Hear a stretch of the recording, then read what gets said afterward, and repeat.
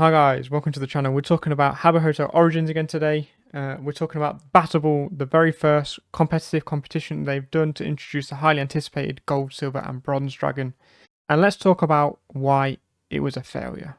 Just a quick disclaimer before we start, boys and girls. I'm not trying to shit on Habbo at all. It's the first event they've ran other than the Habbo Olympics, but let's not go into details on that one, let's be real. I'm just trying to give some points across on why it was a failure, what can be changed for next time, and how they can improve it to make it a much more healthier competition in the future, as well as some stats to back it all up as well to prove my point. Also, this is the first time I've done a video like this, so bear with me if it's a little bit disjointed and sort of thrown together a bit with the edit. But yeah, I just wanted to create this to give an overview of the event, what it is, and why it didn't work out as people hoped. So, first of all, what is Battleball?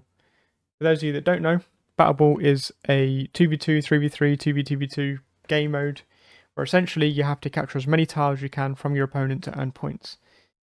It's very important to know that in the blog post they said, we want the most skilled players to be rewarded, not people who play the most or who spend the most on game tickets.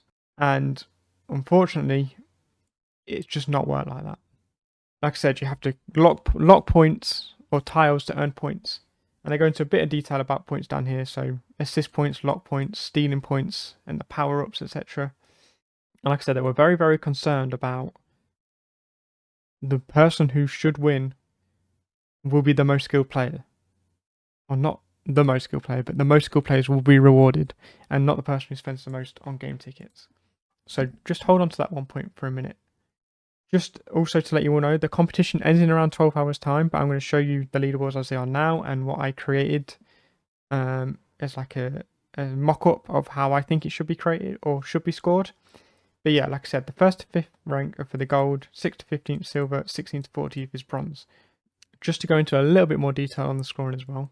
Macklebee, who's the creator of Battleball or the lead dev behind it, he says a couple of weeks ago on the 1st of August, so about 3.5 weeks ago, saying, Battleball is right around the corner, so I wanted to talk about a small number of changes we've made ahead of the time. The first major point is that you no longer gain points from simply playing. So again, from the very get-go, they've drilled into our heads that it's going to be skill-based. It's going to be an elo. It's not going to be whoever plays the most. Just remember that point. We're going to go into it in a bit more detail.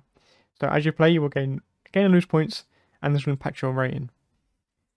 Unfortunately, even if you lose a game, you can still score over 100 points a game. Whereas if you win a game, again, you may only get 80, 90 points. So there is no elo system really. It's just play the most to get the most points. And that's how it sort of panned out. Dropping too many points will cause you to lose rank. I think I saw about 3 games out of 700 that I played where people actually lost points. It just didn't work how they planned it. Let's look at the current leaderboard. Okay, so remember, boys and girls, from the blog post, we want the most skilled players to be rewarded, not those who play the most or who spend the most on game tickets. The person in first place has 1,875 games played. Bear in mind, it's probably about 17 games an hour on average. It's about 3 minutes-ish a game, and then maybe, 30 or so seconds, give or take, to find a new game and get into lobby, etc. So let's call it 4 minutes per game to be lenient. I would say it's a bit longer than that. But 4 minutes per game, that's what? 40 minutes for 10 games. So yeah, 15 games an hour is more realistic. So this person's spent 120 hours playing Battleball in a week. That is a lot of hours invested. A lot of hours invested in a week. In fact, it's probably even more than 100 hours. It's probably more like 150, 160. Contributors, again, the same. 1,600 games. And again, second on the leaderboard. The reason I'm going into how many games they've played, because again, I want to drill into people that said it's not who plays the most, it will be the skilled players. So, that is what the current leaderboards look like. And for example, I am 55th. I work a 9 to 5 job, and yeah, it's hard for me to play a lot of games to keep up with the best, which is why when I read that this, again, we want the most skilled players to be rewarded, not the people who play the most. I thought, okay, brilliant, we've got a chance. And like I said, remember, boys and girls, this is a week-long competition. People are playing 1,900 games, 1,600 games, 1,900 games, 1,400 games, 1,800 games. They're spending hundreds and hundreds of hours in 1 week's game time. In fact, it's less than a week because they'd stop the service for 1 day. So this is 6 days game time so far, and there's still 12 hours to go. So people are probably going to add on another, what? I don't know, 200, 300 games. So people are doing like 2,000 games in 6 days. And like I said, it's probably on average 4 to 5 minutes per game. You can do the maths. That is a very unhealthy amount of time to be playing a competition just to win some cosmetics in a game. Obviously, they have some value, but it's just unhealthy for people just spending that much time on one week. I've seen people going for like 30 hours in one session, and it's crazy that it's been allowed to be run this way. I'm going to show you a leaderboard now, which I mocked up together. This is correct as of about 2 hours ago, so 25th of the 8th, so Sunday night at 9:15 PM UK time. This is a leaderboard to show you the average points per game for everyone inside the top 60. So everyone inside the top 60 has invested like 600-700 games, which is probably, I don't know, 30, 40, 50 plus hours up to say 150, 200 hours. This is everyone in the top 60. I've gone through individually on this leaderboard and counted up their average score per game. Bear in mind, boys and girls, the leaderboard, this one is just all the players that have played. This hasn't took into account anyone that's been ulting, cheating, boosting, etc., which Macklebee said they will be doing a thorough check on to make sure that those people are disqualified and that the actual top 40 are all legitimate players who've actually earned their prizes.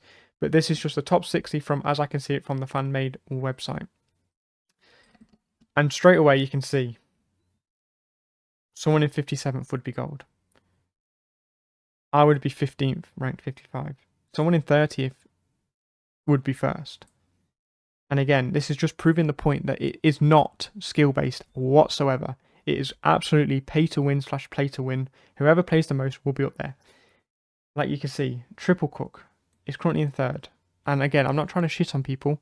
I'm trying to prove a point that they said from very, very day one, we want the most skilled players to be rewarded, not people who just play the most. If you go by my average points per game, the person in third would be 41st. They would not even have a trophy. The person in fifth would be 40th, and they would only just get a bronze trophy. As well as that, look at the silver ranks. So 6th to 15th. Only one of the 10 people who are currently silver rank would actually get a silver trophy. And again, it's just proving the point that it's not whoever plays, it's not whoever is the best or the most skilled that will win. It is whoever plays the most, which is what they promised in their blog post and their tweets. It would not be about that, which is why it's so frustrating for someone like me who works a 9 to 5 job. You know, I can't sit on there 12, 16 hours a day like these people are at the top to get a dragon. Like I said, if we went by average points per game, I would currently be 15th. And I'd be over the moon with that, you know. I played a third of the games that I can show you. Like I said, the first place, 1,800 games. Second place, 1,600 games. Third place, 1,900 games. I'm 55th. I've played 683 games, which is still a lot, do not get me wrong. That is a lot of games. I've invested pretty much all of my free time playing Battleball to try and grind for top 40. Because I said the most skilled players will be rewarded, but it's just not been that case. I can't invest all this time because I work a 9 to 5 job. I am not I am a casual player, which is what they said they would go towards. But yeah, this just shows you how much of a play to win / pay to win it really is. And if anything, hats off to Contribute and Nature on Boone for being in the top 5 still. It just shows you how consistent they are. So honestly, hats off to them. Very, very well deserving of their gold place. As you can see, the first place, Rasmus, would be 25th. He would just be getting a bronze dragon. And again, I'm not trying to shit on these players. I'm just trying to show you the point and prove the point that it is play to win / pay to win, which they said it would not be. Which is why someone like me is so frustrated at Saluke. And like I said, I'm not trying to shit on them. I think they've done a great job to get this event running, but it's not what they promised us, and that's why it's so disappointing. Okay, let's talk about a few of the problems this event. First of all, the matchmaking / lobby system / game creation system is just awful. Anyone can create a game, which means it's so easy for people to alt, boost, and cheat. I know they said that they're going to look into it in depth for the top 40 to make sure that hasn't happened. But let's be real, people are going to slip through the cracks, and it's just so hard to manage. Not only that, the people that are playing solo like me, again, let me just show you one thing. It's not to try and blame anyone, it's just to prove a point. But like the top people, 401 matches played with the same person. 474 matches played with the same person. These are all duo queuing, which is fine. 664, 663, 621. These are pretty much playing 2v2 against each other. And I'm not trying to say that these guys are cheating or boosting each other. I'm just showing you an example that most people were playing with other people. Let's have a quick look at me. I have 683 games. The most I've played with one person in the same game is 61 games. And that's because I was just solo queuing, just joining random lobbies. But the problem with that is for a solo player like me, with the way the system is made, the people that are playing 2v2 or helping each other or playing with their friends are just gatekeeping all the solo players like me. They're kicking me out of games or lobbies saying, no, I'm playing with these people, or, people were constantly getting kicked from lobbies. So it's making games even harder to find, making your points you're going to earn an hour even slower, which again just goes towards the pay to play / pay to win scenario, which again is what they promised would not happen. So the way that the game is, the way that the lobby system currently works is awful. Not only that, is time played is king. I've gone through it so much this video, but time played is always king. It's pay to play / play to win. Pay to win / play to win is how you win. People with a quote unquote normal job, like a 9 to 5 job or whatever, or an office job, have zero chances of getting top 40. So yeah, that's what's currently wrong with how it's being done, or how it was run this time. So just to summarize that, it's so easy to cheat / boost / alt because the players create their own lobby, invite their own friends, and they kick everybody they don't want to be in their lobby, like me. So if someone like me who's a solo, it is almost impossible to grind out as much as the other people. So here's a few things that I think Habbo / Saluk can do in the future events to make it, again, much healthier for the competition, much more fairer for the competition, and give everyone a chance of getting top 40. The first of all is obviously the matchmaking.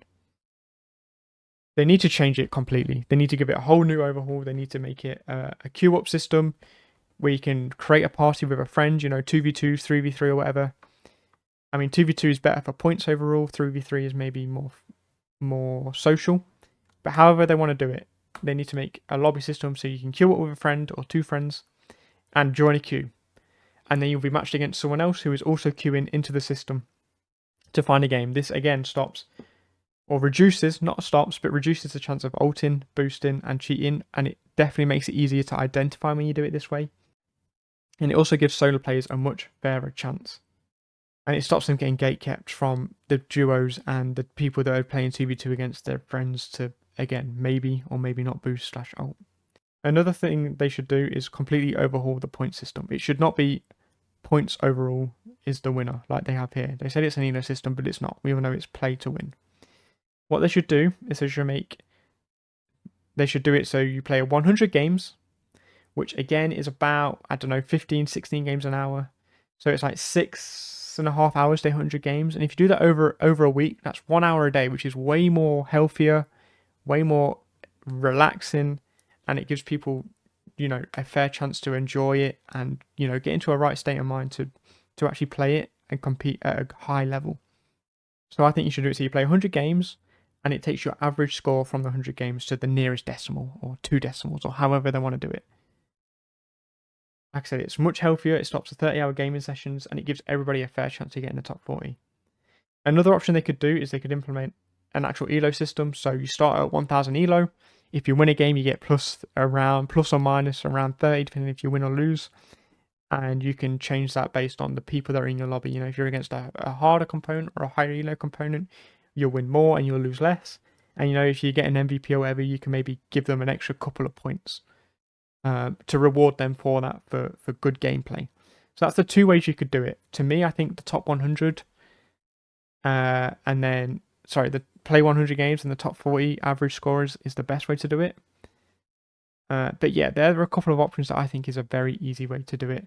But most importantly, I think they need to do a matchmaking system to stop the gatekeeping of solo players, and also it will help reduce ulting/boosting so much. Because there will be definitely people who slip through the cracks this time. And it's almost impossible to stop that, to be honest.